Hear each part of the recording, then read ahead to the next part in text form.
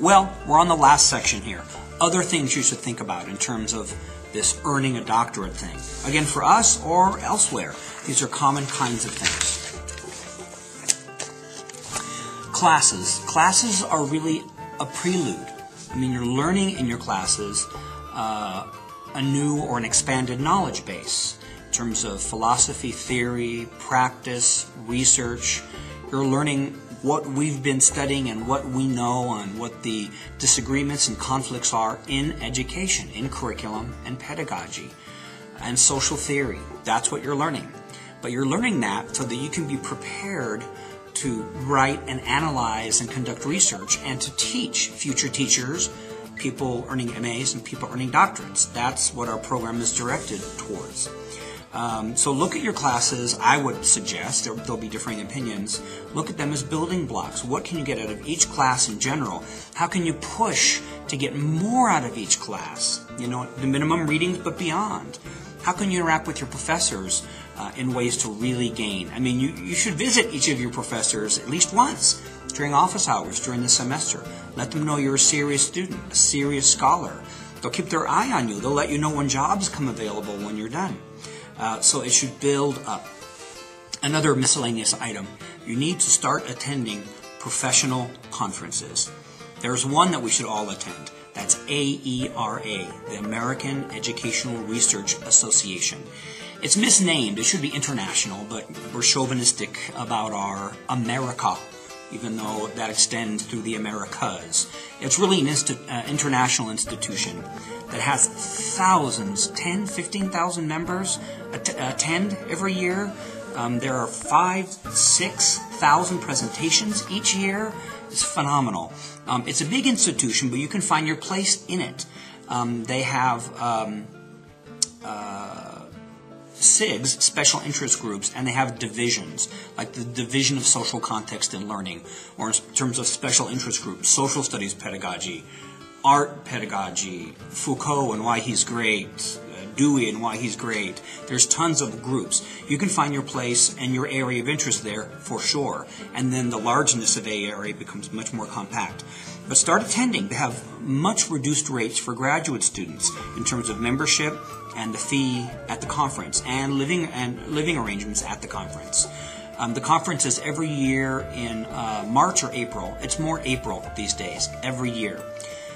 Not only attending, but you need to start applying to present. Have you written a particularly good paper in a class? You should turn that into a proposal and turn that into a presentation. And then go and try to publish that. You need to practice at being a researcher, a scholar, and a professor. So start applying as well. So that's AERA. I would also definitely go once a year to your specialty area. Say that you're in literacy, language, and culture. Then you are probably going to want to be a member of and attend the International Reading Association Conference. If you're somebody in bilingual education, the National Association for Bilingual Education, mathematics, social studies, etc., etc. So I would go to those two conferences every year. CNI has some limited funding to help graduate students. When I was a grad student, we all got one room and sleeping bags and took care of business just to be able to be there. They're also in different cities. It's nice. The one coming up in 2010 of AERA is going to be in Denver. Often San Francisco, Los Angeles, Montreal. It'd be nice if they go to Mexico.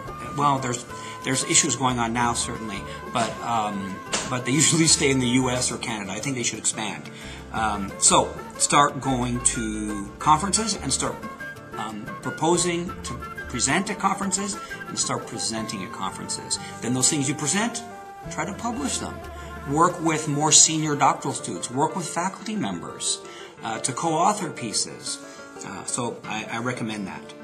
Next, I would highly recommend forming a study triad in your first or second semester. Get together, 3 seems to work very well, but get together with 2 other people, and you're going to start meeting every week or every other week until you're all doctors. At the beginning, you can make recommendations about classes to take, about articles you've read. You can have one another read each other's papers for classes. When you start doing your dissertation, when you start preparing for your comps, your quals, you can study together. when you start collecting and analyzing your data, you can share it. It's like, am I insane or am I seeing this happening? And they can help you. You definitely need a support group, and I would recommend that. Finally, in the section, penultimately, getting a doctorate can be, for so many of us, a real existential kind of life-changing thing. We're being asked to look at the nature of human nature, and us look at learning and the learning process in curriculum instruction, curriculum and pedagogy, and we end up looking at ourselves as well, and challenging and analyzing ourselves and our loved ones and our friends and the world. And you can have fits and starts, you know, it can really blow your mind sometimes. But stick with it. Turn to your peers. Turn to professors that you've made connections with, because getting a doctorate is definitely doable. It's a series of steps, and we can talk about what those steps are and work through it together. Finally, and this is the finally, the issue of part-time versus full-time. Here at Curriculum and Instruction, we don't mind if you're full-time or part-time.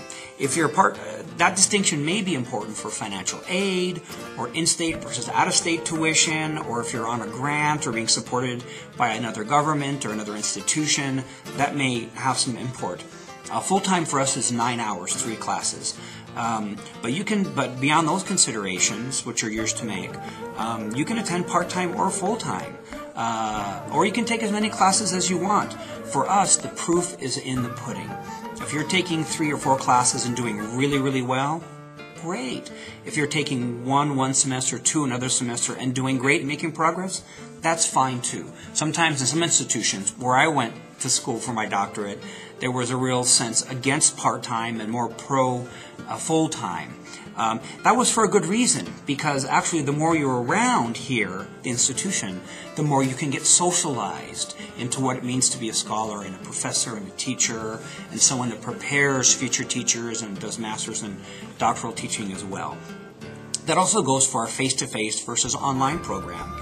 If you're here physically, face-to-face, you can get much more of that socialization. Although we're working very hard to try to replicate some of those forms of socialization with our online program. And we start a new online cohort every other year on even-numbered years. We use Skype, Second Life. We have a mandatory face-to-face meeting for our online folks during the summer. We really try to replicate that, and we're doing okay. But certainly face-to-face will give you more of that. So that's it. Thanks. I hope you found this video helpful. If you have any questions, don't hesitate to email me, Skype me, or whatever. Thanks a lot. Bye.